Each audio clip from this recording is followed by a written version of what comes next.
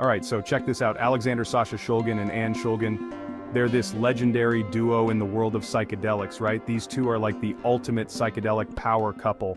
People call me the godfather of MDMA because I resynthesized it and put it on the map for psychotherapists to explore.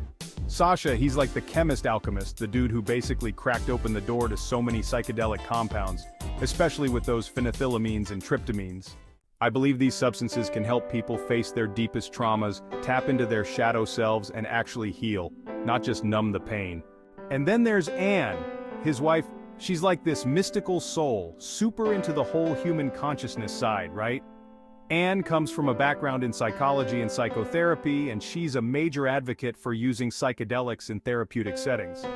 But it's more than that. She believed these substances could help people face their deepest traumas, tap into their shadow selves, and actually heal, not just numb the pain.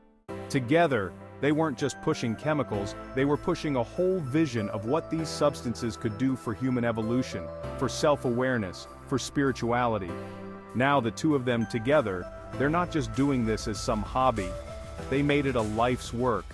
Imagine them in their lab in this unassuming shed out in the Bay Area.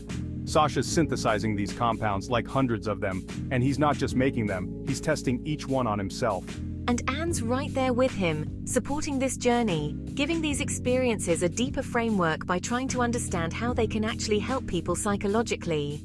It's like they're exploring these realms together, totally in sync, and documenting everything meticulously so others can understand too. They wrote Pikal and Tikal, which are more than just books. They're like these psychedelic Bibles for people interested in chemistry, therapy, and consciousness. Each one is half story, half chemistry. They lay out detailed instructions on synthesis, effects, dosages.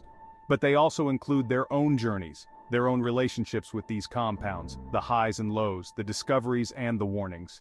And here's the wild thing, they saw themselves as protectors of this knowledge. Sasha was actually super skeptical of the government regulation, because he thought they were stifling personal exploration and healing by banning these substances outright.